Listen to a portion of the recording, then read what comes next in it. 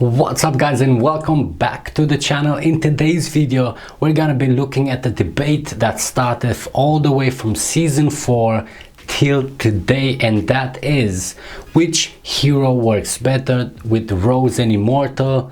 Is it Brave or is it Beast Queen? That's what we're gonna be discussing today, so let's hit the intro and begin.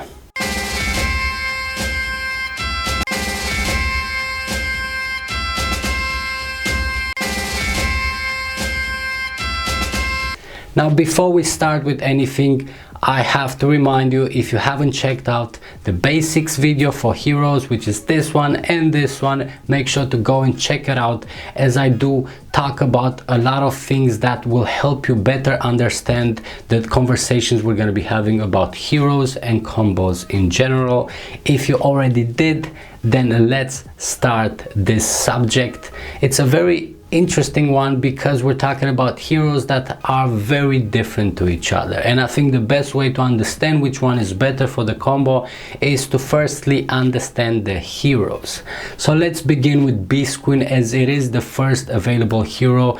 She comes available in season 2, and when it comes to Beast Queen, she's pretty much designed for this type of combo. Beast Queen, Roze are both there to multiply and further enhance the damage that Immortal does. Sure, they also deal some damage, but their main purpose there is just simply to buff up Immortal, and Beast Queen does a very good job of it with her skills, which increases pursuit damage, also the skills of dealing multiple attacks from all the basic attacks that are going to be spammed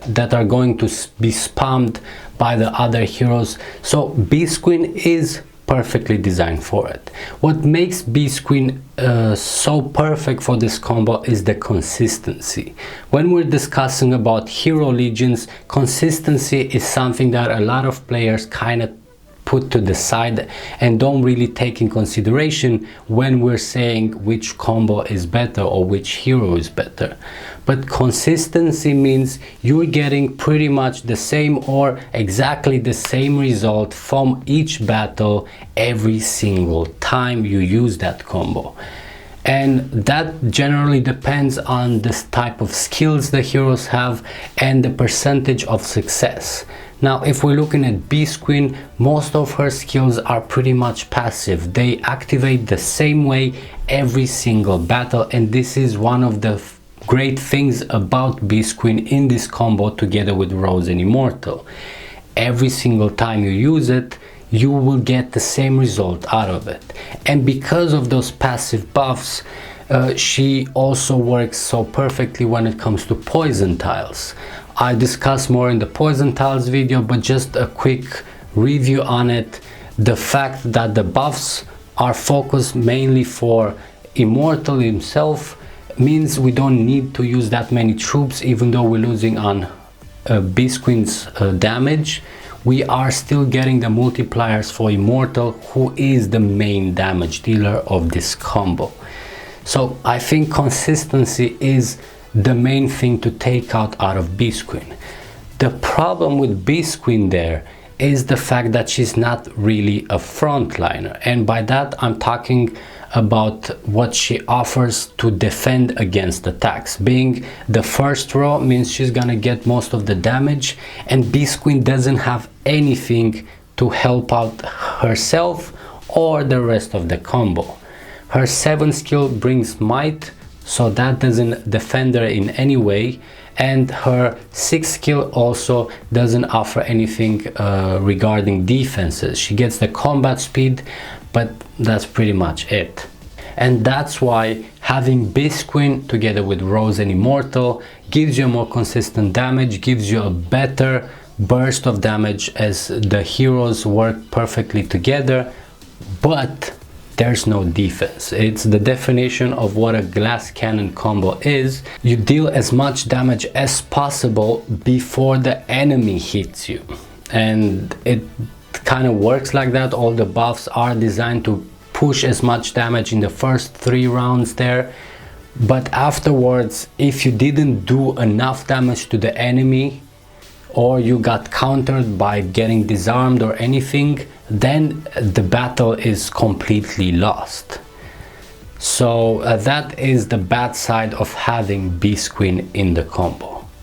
So let's take a look at Brave. Brave becomes available from season 4, and from the moment he becomes available, considering Beast Queen combo was always the main combo to go to till there's the question, do we use Brave instead of Beast Queen? So Brave, the same like Beast Queen, is not really a true frontliner. He doesn't have any defense stats from his 7th skill, also comes with might.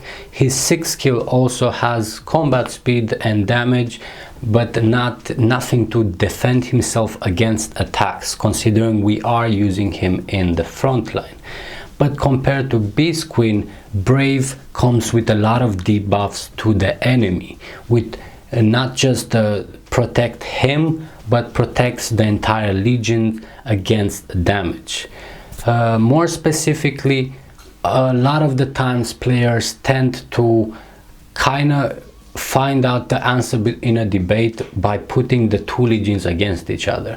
So for example, if you want to figure out if Brave is better than Beast Queen in the combo, you just fight a Beast Queen combo against a Brave Roze and Immortal combo, and like that again, that combo would be better because Brave is specifically designed against basic attack burst legions. His 2nd skill is extremely powerful against them. 80% chance to disarm 2 heroes is a massive debuff against a legion that not only relies on basic attacks for the majority of its damage, but also wants to do it in the first few rounds. So if that disarm activates in the first round, the battle is lost and that's it. There's no way back for the Beast Queen combo. Now if we're looking at the 5th skill, it's very similar as the 2nd one, but it focuses on heroes that deal their damage with skill damage, because this time we have silence for 2 enemies for 2 rounds, which again is a very powerful debuff against the majority of heroes that rely on skill damage. The problem is, compared to the 2nd skill, it not only has a 1-turn preparation, which delays the chances of having that skill during the battle, but it also has a 30% chance to activate. We were discussing consistency when it comes to Beast Queen. Well, with Brave, this is the problem here. The consistency of that 5th skill is not there.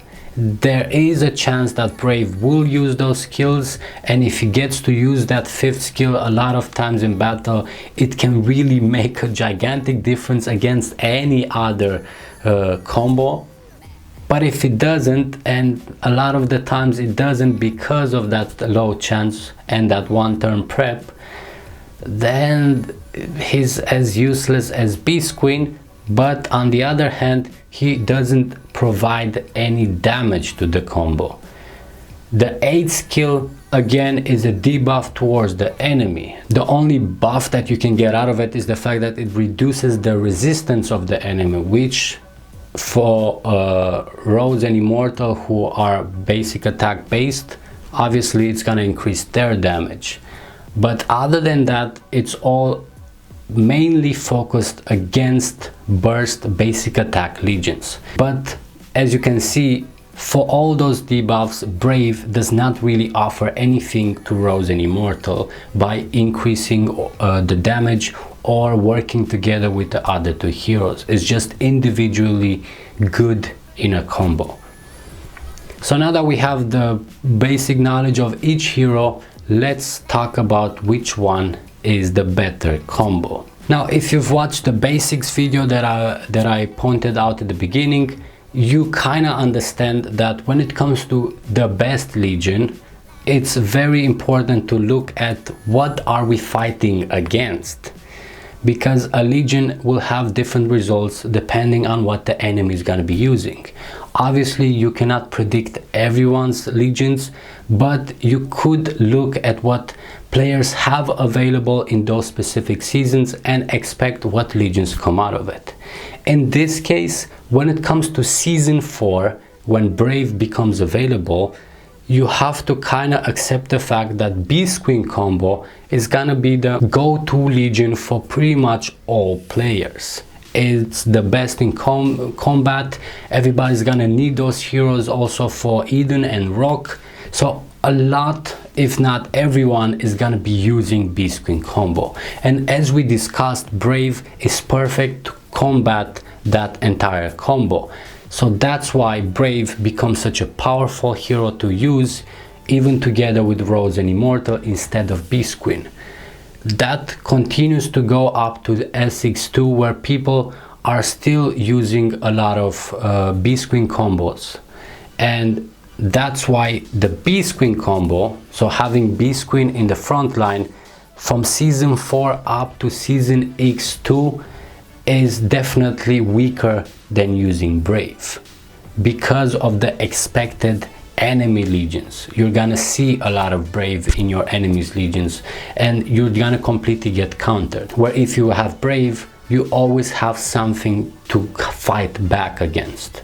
Now, going further in the seasons up to where we are now at the maximum, season 11, people kind of start to go away from things like Brave or Ragnar, which are the typical counters against the Beast Queen combo or any other combo that has the same type of damage and strategy.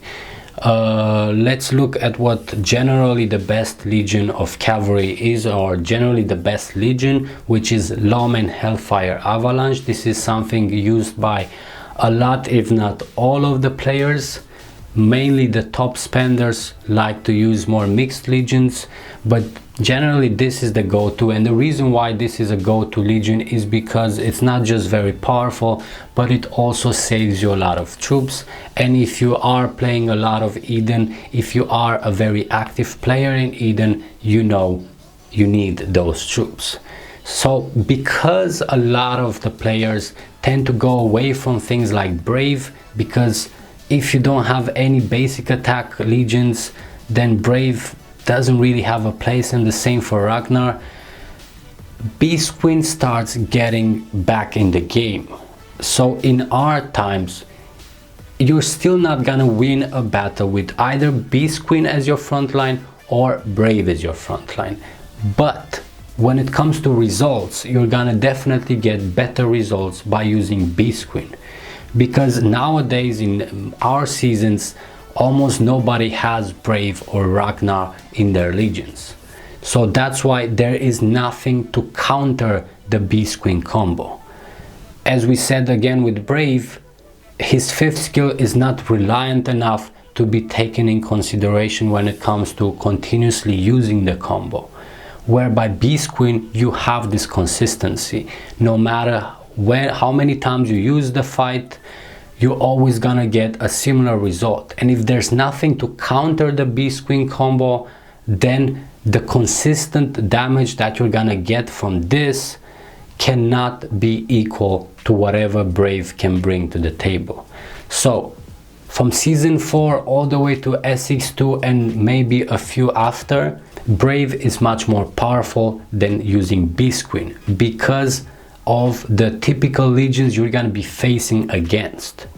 But later on to this day, because the counters are not as used as before, like Brave, Ragnar and others, Beast Queen, because of its consistency, is gonna give you much better results. It's gonna bring you more kills during the fights.